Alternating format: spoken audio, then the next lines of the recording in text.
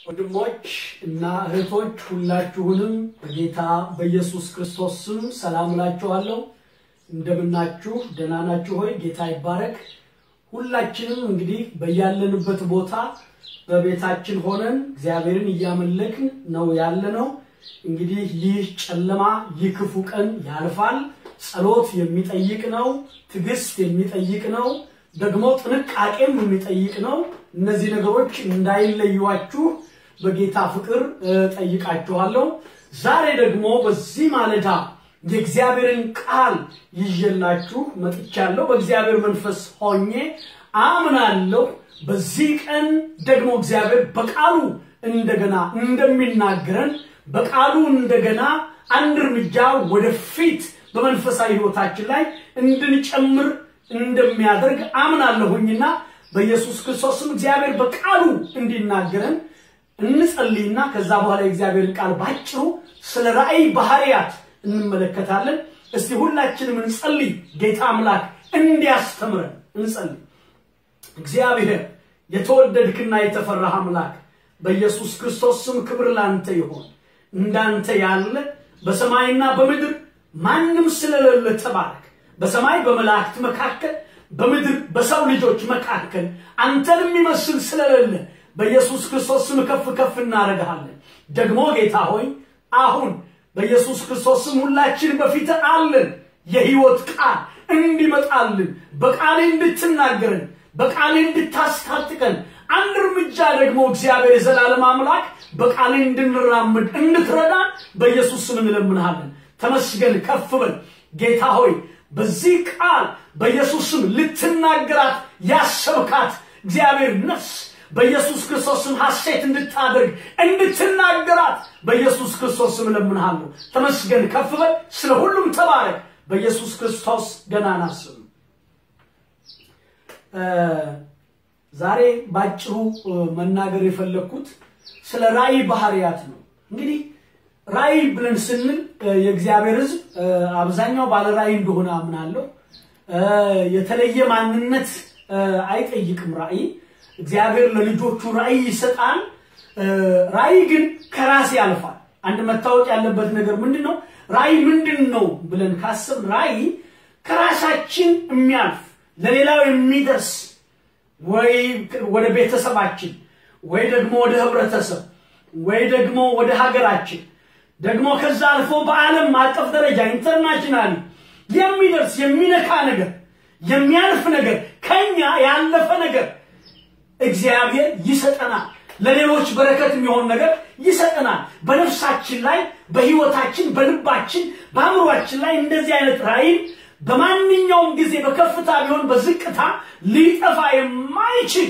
ነገር በህይወታችን እግዚአብሔር ሊያነድ ሊያስቀምጥ ይችላል እሱ ቪዥን ነው እንግዲህ ቪዥን አመጣጡ ከየት ነው ካላችሁ ወይ ካየነው ነገር ተነስተን ሊሆን ይችላል ወይ ከሰማነው ነገር ሊሆን ይችላል ወይ ደግሞ እግዚአብሔር በውስጣችን ካስቀመጠው ነገር ተነስተን ሊሆን ይችላል ከአካባቢም ሊመጣ ይችላል ስለዚህ ቪዥን መነሻው ብዙ ነው መከራ የቪዥን መነሻ ሊሆን ይችላል ሰክሰስ የቪዥን መነሻ ሊሆን ይችላል ልዩ ሁኔታ በህይወታችን የምናልፍበት ነገር ቪዥን የምንቀበልበት ነገር ሊሆን ይችላል ነገር ግን አንድ ነገር ልንገራችሁ ራእይ ባህሪ አለው ልክ እግዚአብሔር ባህሪ እንዳለው እግዚአብሔር ባህሪ እኮ አለው እግዚአብሔርን ስትመለከቱ ባህሪ አለ ለኛ ያካፈላቸው ባህሪዎች አሉት የራሱ የብቻው የሆነ ባህሪ ያለው ለምሳሌ እግዚአብሔርን ብንመለከት ለምሳሌ ፍቅሩን ከቅድስናው ከርህራሄው ከበጎነቱ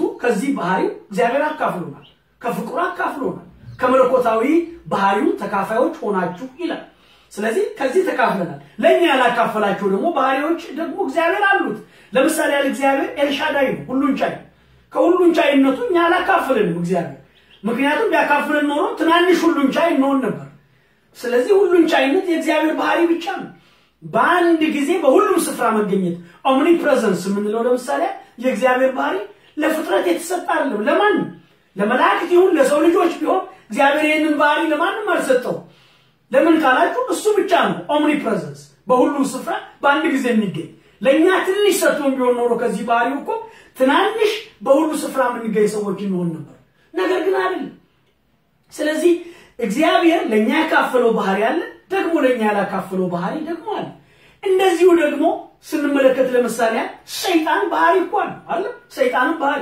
ለምሳሌ ውሸታም የውሸት አባት ዲያብሎስ ለምሳሌ አንዱ ባህሪው እሱ ነው ውሸታም ሌር በጣም ይዋሻል ሲዋሽ ደግሞ በራሱ ፈጥሮ ነው የሚዋሸው ታውቃላችሁ የውሸት ኦሪጂኑ ዲያብሎስ ኦሪጂኑ ሰይጣን ለዚህ ነው እሱ የያዛቸው ሰዎች ውሸታም ያደርጋቸዋል ስለዚህ ባህሪው እሱ ለምሳሌ ነፍሰ ገዳይ ነው እሱ በመጀመሪያ ነፍሰ ገዳይ ነበር ስለዚህ ነፍሰ ገዳይነት የዲያብሎስ ባህሪ ነው እሱ የያዛቸው ሰዎች ናቸው ነፍሰ ገዳዮች የመታወቅ መቻል አለበት ስለዚህ ልክ እንደዛ ሁሉ ሰው ባህሪ እንኳን የሰው ባህሪ አልዘረዝርላችሁ ራሳችሁ ታቁታላችሁ የሰው ልጅ ምን አይነት ባህሪ እንዳለው እንደገና ወንጌልን እንኳን ስንመለከት ራሱ ወንጌል እኮ ባህሪ አለው አይደለም እንዴ ወንጌል እኮ ባህሪ ያለው ለምሳሌ ምን ሰብከው ወንጌል የታሰሩትን ይፈታል የተጋዙትን ነፃ ያወጣል እውሮችን ያበራል አንካሳዎችን ያዘልላል ወንጌል ህይወትን ይሰጣል የዘላለም ህይወትን ይሰጣል ወንጌል ለአልቃሾች የደስታን ዘይት እንዲፈስባቸው ያደርጋል እኛ አይደለንም ለወንጌል ያንን ባህሪ የምንሰጠው ወንጌል በራሱ ይሄ ባህሪ አለው ታውቃላችሁ እኛ ወንጌል ስንሰጥ ወንጌል በራሱ ይሄ ባህሪ አለው እኛ ምን ጨምርለት አይደለም ወንጌል ላይ ልክ እንደዛ ሁሉ ራእይም ባህሪ አለው እነሱን ባህሪያቶች ነው ማወቅ ያለብን ለምንድነው የሚጠቅመን በተለይ ባለራእዮች ስንሆን ለምንድነው የሚጠቅመን ጥሰን የሚገጥመን ነገር ሁሉ አልፈን ወደፊት ገስግሰን እግዚአብሔር ወዳየልን ወደ ራእያችን ፍጻሜ መድረስ እንድንችል የራእይን ባህሪ ማወቅ is very very crucial in our life እሱ መታወቅ መቻል አለበት ስለዚህ ራእይ ምንድነው ባህሪው ከተባለ የመጀመሪያው ራእይ ትልቅ በዘመናት መካከል እግዚአብሔር ራእይ የሰጣቸው ሰዎች ስንመለከት አብርሃምን ዘፍጥረት ምዕራፍ 12 ደም ብንመለከት እግዚአብሔር ካገረ ከዘመዶች ከአባት ቤት ተለይተ እኔ ወደማሳይ ምድር ውጣ ብሎ እግዚአብሔር ሲናገር እባርካለሁ ለበረከት አደርጋለሁ ብሎ እግዚአብሔር የሚረግሙን ረግማለሁ የሚባርኩን ባርካለሁ ብሎ እግዚአብሔር ሲነግረው እኮ ሲወጣ ከኡር ምድር እግዚአብሔር ወደሚያሳየው ምድር ሲወጣ ራእይን ሰንቆ ነው የወጣው እና ያ ራእይ ትልቅ ነበር ምናልባት አብርሃም አንድ ልጅ ሊጠብቅ ይችላል ምናልባት አብርሃም ይስሐቅን ብቻ ሊሆን ይችላል የሚጠብቀው ነገር ግን እግዚአብሔር በይስሐቅ ውስጥ ወይም ደግሞ በአብርሃም ዘር ውስጥ ብዙዎችን እንደ ከዋክብት የበዙትን እንደ አሸዋ የበዙትን ብዙዎችን እግዚአብሔር አይቷል ስለዚህ እግዚአብሔር ለአብርሃም ሰጥቶት የነበረው ቪዥን ትልቅ ነው እንጂ ትንሽ አይደለም እግዚአብሔር ትልቅ ስለሆነ የሚሰጠን ቪዥን ትልቅ ነው ትልቁ እግዚአብሔር ትንሽ ቪዥን አይሰጥም ትልቅ ቪዥን ነው የሚሰጠን ምናልባት የቪዥን ትልቅነት ቅድም እንደነገርኳችሁ ቪዥን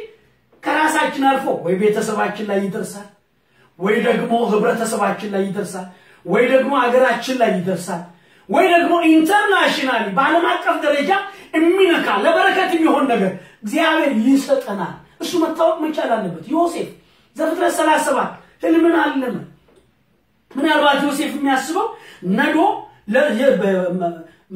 ነዶ ማሳ ላይ ገብተው ማሳ ላይ ያሰሩ ያለ ለሱ ነዶ ሌሎች ነዶዎች መጥተው ሲሰግዱ አየ ያንን ነገራቸው እንደገና ደግሞ ከዋክብት ጨረቃ ፀሐይ ሆነው መጥተው እንደገና ለሱ አሁንም ደግሞ እንደዚሁ ሲሰግዱ አየ አሁንም ነገራቸው ምንም እንኳን ጥላቻ በህይወታቸው ቢበዛምና ቢገስጹትም እንኳን ነገር ግን እግዚአብሔር ለዮሴፍ ሰጥቶት የነበረው ራእይ ያለፈ ከሱ ያለፈ ራእይ ለቤተሰቡ የሚሆን እንደውም ለሀገር የሚበቃ እንደውም እስከ ግብጽ ድረስ ይኖ ለህዝብ ሁሉ የሚበቃ ራእይ ነው የሰጠው ትንሽ ራእይ አይደለም እግዚአብሔር የሚሰጠው ትልቅ ራእይ ነው ወደ አዲስ ኪዳን ስንመጣ ሐዋርያትን ስንመለከት እኮ እግዚአብሔር የሰጣቸው ትልቅ ራእይ ነው በመጀመሪያ በኢየሩሳሌም ሊሆን ይችላል የጀመሩት ከዛስ በይሁዳ በሰማሪያ እስከ ምድር ዳርቻ ድረስ ነው ወንጌልን ይዘው የሄዱት ስለዚህ ወገኖቼ እግዚአብሔር የሚሰጣችሁ ራእይ ትልቅ ነው ትንሽ አይደለም በምንም ታምር ራእይ ራስ ላይ ያበቃል ራእይ ራስ ላይ ጀምሮ ራስ ላይ ያበቃል ባለራእይን የምትሉ ሰዎች መጠንቀቅ አለባችሁ ራስ ተኮር ይሆናችሁ ሰልፍ ሰንተር ይሆናችሁ ሰዎች በቃ ራስ ተኮር ራሳችሁ ሁሉ ነገር ራሳችሁ ላይ የሚያበቃ ግን ባለራእይን ብላችሁ እንደ ፌንጣ ዛና ዝም የምትዘሉ ሰዎች ካላችሁ እናንተ ባለ ራይ አይደላችሁ ራይ ራስ ላይ ጀምሮ ራስ ላይ ያበቃ ራይ ራስ ላይ ሊጀምር ይችላል ነገር ግን ወደ ቤተሰብ ያልፋል ወደ ህብረተሰብ ያልፋል ወደ ሀገር ያልፋል ኢቭን ወደ ዓለም አቀፍ ደረጃ ሁሉ ያልፋል ራይ by nature it's big ትልቅ ነው እሱ መታወቅ መቻል አለበት ሁለተኛ ራይ overnight አይፈጸምም በአንድ ሌሊት አይፈጸምም ባለ ራእዮች ይሄን ማወቅ አለባችሁ እግዚአብሔር ራእይ ሲሰጣችሁ በአንድ ሌሊት በምንም ታምር አይፈጸምም የትኛውም ባለ ራእይ በመጽሐፍ ቅዱስ ውስጥ ምናየው የትኛውም ባለ ራእይ ከብሉይ ኪዳን ይሁን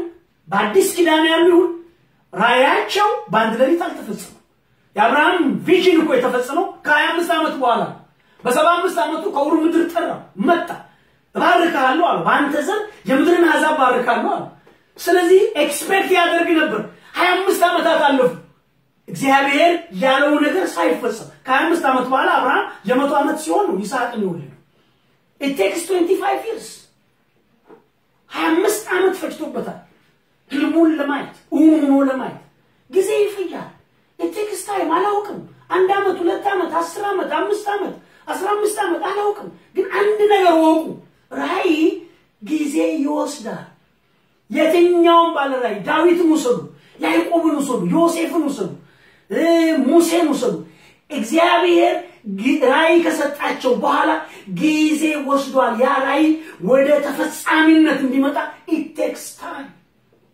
ጊዜ አለ በራእያችንና በመፈጸሙ መካከል ምን ጊዜም ጊዜ አለ በመካከል የመታወቅ መቻል አለበት ለምንድን ነው ያ ጊዜ ምንድን ይባላል መሰላችሁ ያ ጊዜ ካራክተር ቢልዲንግ ታይም ይባላል እግዚአብሔር ለራእያችን እና ለፍጻሜው ሊያዘጋጀን በመሃል የታይም ጋፕ ሰጥቶናል ምን ለማድረግ ባህሪያችንን ለመቅረጽ ባህሪያችንን ቀርጾ ማቹር አድርጎ ወደ ራእያችን ፍጻሜ ለማምጣት ለሕፃን ልጅ እኮ የሆነ ነገር ብትሰጡት ያ ነገር ምን እንደሚያደርግበት እንዴት እንደሚጠቀምበት ካላወቀው ያበላሽዋል ስለዚህ የግድ ማቹር መሆን አለበት ማወቅ አለበት ስለዚህ እግዚአብሔር በራእያችንና በአፈጻጸሙ ጊዜ መካከል ምን ጊዜም የሚያሳውቀን የሚያስተምረን ባህሪያችንን የሚቀርጽበት ጊዜ አለ የመታወቅ መቻል አለበት ስለዚህ ራእይ በአንድ ሌሊት አይፈጸምም ሶስተኛ ስንመለከት ራእይ ራስን መግዛት ይጠይቃል እሱ መታወቅ መቻል አለበት ራእይ ያለን ሰዎች ራሳችን መግዛት አለብን ባለ ራእይ ዝም ብሎ በሚያስገደው መንገድ ሁሉ ጥርቅ ብሎ ዝም ብሎ አይሄድም ባለ ራእይ ራሱን የገዛ ራሱን ያሸነፈ በተለይ ከሁለት ነገር ራሱን መግዛት አለበት ባለ ራእይ የሆነ ሰው ባለ ራእይ ነኝ የምንል በሙሉ በምድር ዙሪያ ያለን መታወቅ ያለበት አንድ ነገር አለ ራሳችንን ቢያንስ ከሁለት ነገር መግዛት አለብን አንዱ ከኃጢአት ዮሴፍ እኮ ከኃጢአት ራሱን ገዛ ዘፍጥረት 39 እንደሚነግረን ከቁጥር 1 ጀምሮ ያነበብን ወደታች መጣ እንደሚነግረን የፖቲፋራ ሚስት አይኗን በሱ ላይ ጥላ እናንተኛ ባለችው ጊዜ እንቢ ነው ስለ ሁለት ነገር ነው እንቢ ያለው አንደኛ መልካም ባደረገልኝ በዚህ ሰው እንዴት መልካም ባደረገልኝ ምትክ እኔ ክፋት በሱ ላይ ፈጽማለሁ ነው ያለው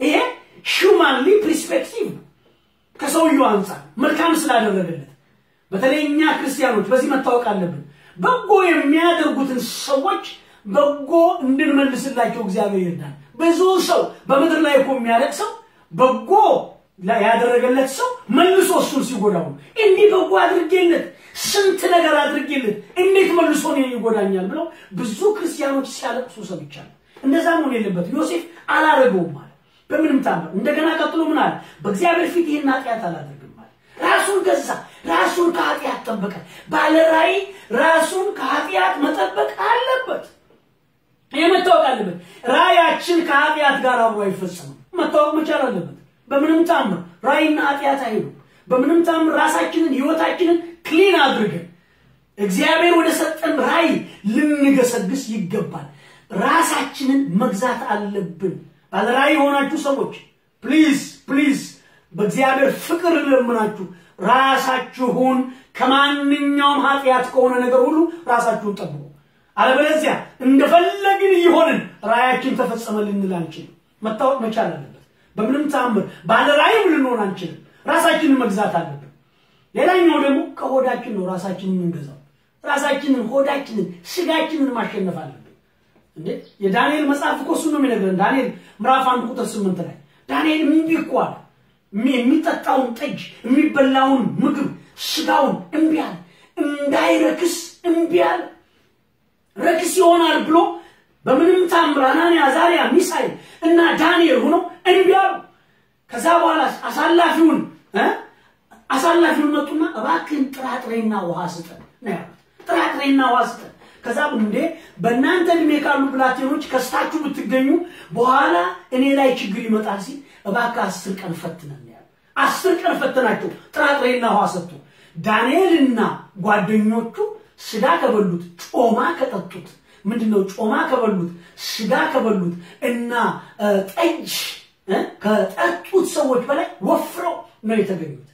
ስለዚህ ራሳችንን ሆዳችንን መግዛት አለብን። ብዙ ባለራዕይን የምንል ሰዎች ሰልፍ ሴንተር ዲሆን ራሳችንን ተኮር የሆኑ ሰዎች ራሳችን ላይ ብቻ ተኮርን ለሆዳችን ሁሉ ማግበስበስ ያገሬ ሰው ሲተረታ አንድ ነገር ይላል ውሻ በበላበት ይጮሃል ይላል ያገሬ ሰውና እንደዛ ምናደርግ በተለይ ነብይነን የምንባል የተለያየ ነገር ስምራች ላይ ጠርተን በቃ ባበሉን ባጥጡን ሰዎች ላይ እምንጮ በቃ ስለነሱ በቃ ትንቢት ምንናገር አብዝተን በኢየሱስ ክርስቶስም በበላንበት በጠጣንበት ቦታ እየጮህን ከመኖር ለሆድ ተገዝቶ ከመኖር በኢየሱስ ክርስቶስም እግዚአብሔር ያድነን። ስለዚህ የመታወቅ መቻል አለበት። ራስን መግዛት ራዕይ ይጠይቃል። እንደገና አራተኛ የራዕይ ባህሪ ስንመለከት እግዚአብሔር ራዕይ ከሰጠን በኋላ ለብቻችን አይተውን። ይህ እውነት ነው። እንመልከት ዮሴፍን እስቲ።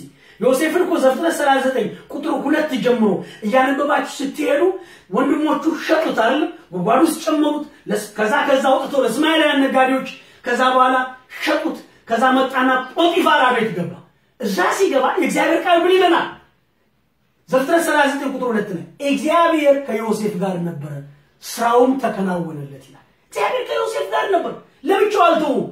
ወገኖች እግዚአብሔር ራዕይ ከሰጠን በኋላ ለብቻችን የሚተወን አምላክ አይደለም። እንደገና ከጶጢፋራ ቤት ቅድም እንደነገርኳችሁ በሚስቱ ምክንያት ወጣ። እንቢ ኃጢአትን አልሰራም በማለት ምክንያት ወጣና ግዞት ቤት ደግሞ ተጣለ። የእግዚአብሔር ቃል ቁጥር 19 ላይ ይዛው 39 ዘፍጥረት ቁጥር 19 ላይ ምን ይላል? በግዞት ቤት ተጥሎ እያለ አሁንም እንደገና የእግዚአብሔር ቃል እንደዚህ ይላል፣ እግዚአብሔር ከዮሴፍ ጋር ነበር፣ ምሕረትንም አበዛለት ይላል። አይታችኋል? ስለዚህ እግዚአብሔር ራዕይን ከሰጠን በኋላ አብሮ ነው የሚሆነው። ለብቻችን አይተውንም። ይሄ መታወቅ መቻል አለበት። ለብቻ አይደለም ወንድሜ፣ ባለራዕይ ወንድሜ፣ እነግርሃለሁ በእግዚአብሔር መንፈስ ሆኜ የእግዚአብሔርን ቃል የጸጋውን ቃል እነግርሃለሁ ወንድሜ፣ እነግርሃለሁ እግዚአብሔር ካንተ ጋር ነው። አይዞህ በርታ። ሰልፉ፣ ጦርነቱ፣ ውጊያው ብዙ ነገር እንኳን ቢሆን እነግርሃለሁ ለብቻ አይደለም፣ እግዚአብሔር ካንተ ጋር። ይሄ መታወቅ መቻል አለበት። እግዚአብሔር ከራዕይ ከሰጠ በኋላ ከራዕዩ ጋር ነው አብሮ የሚቆመው። አምስተኛው ባህሪ ምንድነው ካላችሁ ራዕይ ጦርነት ይበዛበታል። ዮሴፍ ላይ እኮ የተደረገው ጦርነት ዮሴፍ ላይ ስትመለከቱ የበዛው ጦርነት ምንድነው? ዮሴፍን እኮ አይደለም እየተፈለገ ያለው ዮሴፍ የያዘው ቪዥን ነው። እሱን እኮ እንዴ ዘፍጥረት 37 እኮ የሚነግረን ዘፍጥረት 37 እያነበባችሁ ስትሄዱ ቁጥር 19 ላይ ስትደርሱ ምንድነው ዛሬ ያ ባለ ራዕይ መጣ ኑና እንግደለው ከራዕዩ የሚፈጸመውን እናያለን ነው እኮ ያሉት። ስለዚህ ከወንድሞቹ ጀምሮ ጠባቸው ከዮሴፍ ጋር ሳይሆን ከቪዥኑ ጋር ነው። ቪዥን ራዕይ ጦርነት ይጠራል። የመታወቅ አለበት። ዘፍጥረት 49 ቁጥር 22 ላይ የእግዚአብሔር ቃል ምንድነው የሚነግረን? ዛሬ ምንድነው ዮሴፍ ትንሽ የፍሬ ዛፍ እነሆ በውሃ ዳር እንደተተከለ ሐረጎቹ በቅጥር ላይ ያድጋሉ ካለ በኋላ ቀስተኞች ተቃወሙት፣ ነደፉት፣ አስቸገሩት። የሱ ቀስት ግን እንደጸና ቀረ፣ በያዕቆብ አምላክ ክንዱ በረታ ብሎ እግዚአብሔር ቃል ነገር ሰልፍ ነው የጠራበት። ዮሴፍ ቪዥኑ ነው ሰልፍ የጠራበት። ቪዥን ሰልፍ ይጠራል። ስለዚህ አትሸበሩ፣ አትጨነቁ። ባለራዕይ የሆናችሁ ሰዎች ሰልፍ ለምን በዛብኝ አትበሉ። ሰልፍ የሚበዛባችሁ ምክንያቱ እናንተ ባለራዕይ ስለሆናችሁ። ራዩ በእናንተ ላይ ያለ ራይ ጦርነት ይጠራል። ይሄ መታወቅ መቻል አለበት እንጂ ባለ ራዮች ዝም ብሎ መንገዳቸው ከአንድ መንገድ ወደ ሌላ መንገድ ስሙዝ የሆነ ጉዞ አይደለም የሚሄዱት። ሁልጊዜም ባለ ራይ ስትሆን በአገር ደረጃ ተቀመጥ፣ በቀበሌ ደረጃ ተቀመጥ፣ የትኛውም ቦታ ላይ ተቀመጥ። ቪዥነሪ ኮንክ በቸርች በቤተሰብ በመንግስት ደረጃ ቪዥነሪ ኮንክ ሰልፍ አለ፣ ጦርነት አለ። ነገር ግን የሰልፉ ጌታ ካንተ ጋር ነው። ራዩን የሰጠው ጌታ ከማን ጋር ነው? ካንተ ጋር ነው። ይሄ መታወቅ መቻል አለበት። የመጨረሻ የራይ ባህሪ ምንድነው ከተባለ ራይ ይፈጸማል። የማይፈጸም የሚባል ራይ የለም። ይሄ መታወቅ መቻል አለበት። እግዚአብሔር የሰጠን ራይ የሚፈጸም በምንም ታምር እግዚአብሔር አጥቶኛል ይሄንን ቪዥን ልፈጽመው አልችልም ይቅርብኝ አይልም። መሃል መንገድ ላይ ትቶን አይሸሽም። ይሄ መታወቅ መቻል አለበት። እግዚአብሔር የሰጠን ራይ ሲፈጸም ባይናችን እናያለን። ይሄ መታወቅ መቻል አለበት። አንድ አባባል አለ ማልቀበለው አባባል፣ ትግል ይቀጥላል ታጋይ ግን ይሞታል። እዚህ የቪዥነሪ ላይ ባለ ራይ ላይ ይሄ አይሰራም በምንም ታምር። ያ የፖለቲካ ቋንቋ ነው። ይሄ ግን ባለ ራዩ ሳይፈጸም ራዩ አይሞትም በምንም ታምር። ይሄ መታወቅ መቻል አለበት። የትኛዎቹም በመጽሐፍ ቅዱስ ስንመለከት ራያቸውን እግዚአብሔር የሰጣቸውን ራይ አይተው ያለፉት። ይሄ መታወቅ መቻል አለበት። ስለዚህ ይፈጸማል። እንመልከት የዮሴፍን ለምሳሌ ዘፍጥረት ምዕራፍ 42 ከቁጥር 6 ጀምሮ ሄደን ስንመለከት ረሃብ ሆነ በከናን ምድር። ከዛ በኋላ እግዚአብሔር ያዕቆብ ወንድሞቹን ልጆቹን ላካቸው፣ የዮሴፍን ወንድሞች ወደ ግብጽ ላካቸው። ሂዱና ሸምቱና ስንዴ አምጡ ብሎ ላካቸው። ከዛ በኋላ ሄዱ። ዮሴፍን አላወቁትም፣ እሱ አውቋቸዋል። ከዛ በኋላ በዮሴፍ እግር ስር ተንበረከኩ። እንደዚህ ላለ እግዚአብሔር ቃል ዮሴፍ ስለነርሱ ያለመው ህልም ትዝ አለው ይላል። አወቃቸው ይላል። ወንድሞቹ አይታችኋል። እግዚአብሔር ለዮሴፍ የነገረው ህልም፣ ያሳየው ህልም፣ የሰጠው ቪዥን ምን ሆነ? ተፈጸመ። ይሄ መታወቅ መቻል አለበት። እግዚአብሔር የሚሰጠን ራይ ይፈጸማል። ዕንባቆም ምዕራፍ 2:3 ነው የሚነግረን። ራዩ ወደ ፍጻሜ ይቸኩላል፣ ቢዘገይም በርግጥ ይመጣል፣ ታገሰው ነው የተባለው። ራይ መፈጸሙ ምን አይቀርም በምንም ታምር እንጂ መንገድ ላይ አይቀርም። ራይ ይፈጸማል። ወንድሜ አንድ ነገር ልንገርህ፣ በልዩ ሁኔታ እያለፍክ ያለ ባለ ራይ ሆንክ፣ ብቻህን ቀርተህ ሊሆን ይችላል፣ ሰልፍና ጦርነት በዝቶብህ ሊሆን ይችላል። አንድ ነገር እነግርሃለሁ፣ እግዚአብሔር የሰጠህ ራይ ይፈጸማል። አይዞ በርታ። ይህ እውነት ነው። ተባረክ፣ ከፍ በሉ። እግዚአብሔር ይባርካችሁ፣ ዘመናችሁ ይባረክ። እነዚህ የራይ ባህሪያት ናቸው። በኢየሱስ ክርስቶስ ባለ ራይ ሆናችሁ በሙሉ በዚህ እንደምትጠቀሙ ተስፋ አደርጋለሁ። እግዚአብሔር ይባርካችሁ። ጸልየን እንጨርስ። የተወደድክ እና የተፈራ ጻድቅ አባት በኢየሱስ ክርስቶስ ስለ ራይ ባህሪያት ስላስተማርከን ተባረክ።